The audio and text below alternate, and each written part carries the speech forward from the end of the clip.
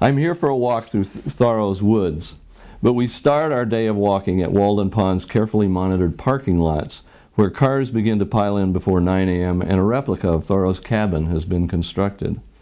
Jane Gordon, executive director of the Thoreau Society, when I wrote this account, and a pleasant, round-faced woman with curly black hair, is helping a group of us shed some of our illusions about this place. She will be leading our walk to places in Concord familiar to Thoreau, such as Fairhaven Bay, Bear Garden Hill, and the Andromeda Ponds, places that he walked to daily and wrote about often, repeatedly, perhaps compulsively. Jane, who grew up in nearby Lexington, is bright and articulate, a good leader. She knows these woods intimately, having walked in them in all seasons for most of her life. From the 1990s until 2003, she helped rock musician Don Henley raise money needed to save them from development. Her first boyfriend, she tells us, courted her by discussing philosophy as they floated about in a boat on Walden Pond. But she's no romantic. She wants us to understand the complex reality of Thoreau's world and our own.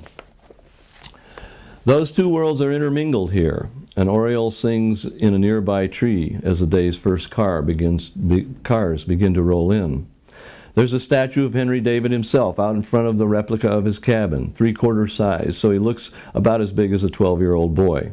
The sculptor has depicted him in a moment of disheveled frenzy, staring intently at his hand, which he holds, fingers spread directly in front of his face. "Contact, contact," he could be saying. "Who are we? Where are we?" Except that would place him deep in the Maine woods, not near the parking lots of Walden Pond. The interior of the replica hut, like the original, is 10 feet wide by 15 feet long, about the size of a small bedroom. It feels neat and Spartan, not cramped. There's a narrow bed, a desk, an iron stove set in a brick fireplace, and some chairs. We look around admiringly. This wouldn't be bad at all. Although it is an exact replica, there are a couple of obvious changes from Thoreau's own cabin. There's a lock on the door, for one thing, and a guest book, which offers visitors the chance to comment on the cabin, or Thoreau, or the day, or anything else. Anything else wins, hands down. "Inner peace," one is written. Another entry declares Rama, Rama, and Rama, with the name signed only as Rama. Jane points out the cabin's 3 chairs. Quote, "Thoreau said he had 1 chair for solitude, 2 for company, 3 for society," she says to polite laughter. Thoreau, the wit, the lifelong minter of epigrams, knew quite well that his time by Walden Pond was not solitary. He often had company, sometimes more than he wanted. His comment on the chairs was probably also a subtle suggestion about the maximum size of the society he would appreciate having. 3. We cross the road, walk down an inclined path, and bypass the public beach, instead angling uphill into the woods. This enables us to avoid the metal fencing that lines the shoreline path and keeps people from scrambling up Walden's easily eroded sandy banks. There are 6 of us on this walk, which was organized by the Thoreau Society. I am the only male. The women are middle-aged nature fanciers. None of us is a Thoreau scholar. As we walk along a trail that climbs the little hills above the pond, Ginger Lang, proprietor of a company called Ginger's Journeys, which organizes walks in Concord and elsewhere, points out various May wildflowers: pussy toes, Carolina pinks, anemones. There are tiny white star flowers everywhere on the forest floor. We thread our way along a ridgetop, then drop down into a little amphitheater-like bowl where there are some stumps for us to sit on. Walden Pond gleams transcendently behind us in the morning sunlight. Quote, "This was a very active area commercially in Thoreau's day," Jane says. "We like to think of it as a virgin forest, but it wasn't." By the 1840s, Walden Pond was a patchwork of woodlots and timber operations. Like the rest of New England, Concord was busily cutting down its forests and burning them to heat its homes and fuel the ever-hungry railroad. Thoreau complained about the devastation of the woods in his journal and put some of those angry passages into Walden and his essays. In Life Without Principle, he wrote, quote, this is Thoreau talking, "If a man walk in the woods for love of them half of each day, he is in danger of being regarded as a loafer. But if he spends his whole day as a speculator, shearing off those woods and making the earth bald before her time, he is esteemed an industrious and enterprising citizen, as if a town had no interest in its forests but to cut them down. Even so, End of quote. Even so, Thoreau was well aware that his occupation as a surveyor often helped enable the very cutting he lamented. Quote, "This winter they are cutting down our woods more seriously than ever," he wrote in 1852. "Fairhaven Hill, Walden, thank God they cannot cut down the clouds."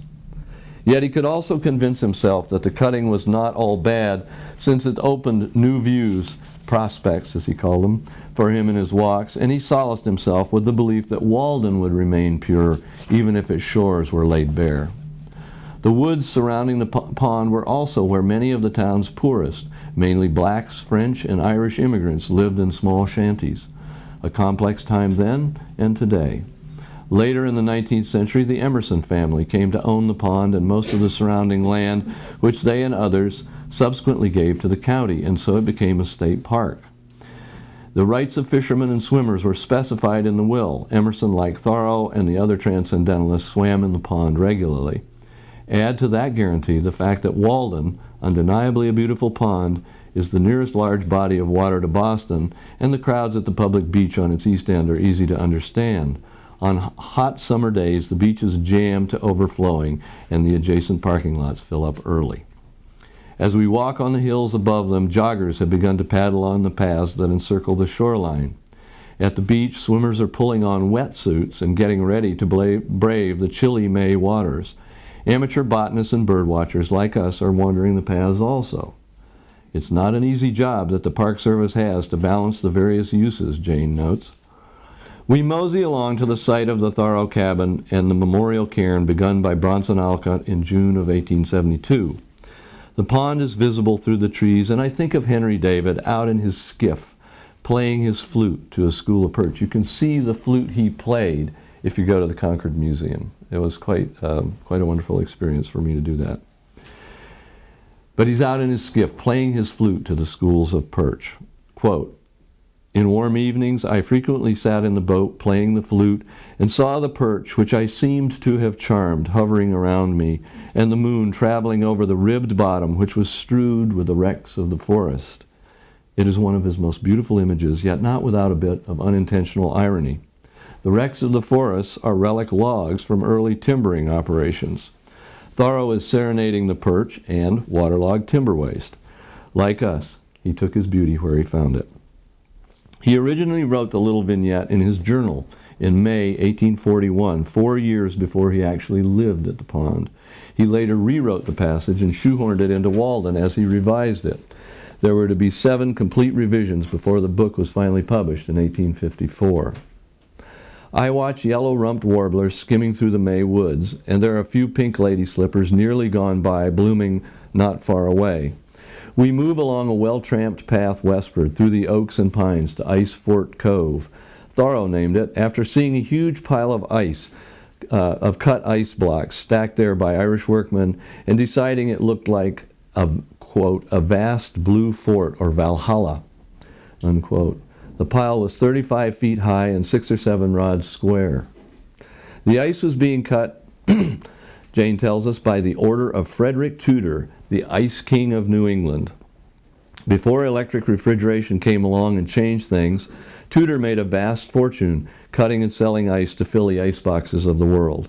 His estate on Nahant Island north of Boston is now the Nahant Country Club, and it specializes in a more contemporary New England growth industry, weddings. The cove is right next to the rail line, which would have been convenient for transporting the ice to Boston. From there it could be shipped around the world. It was not a quiet cove then, and it is not quiet today.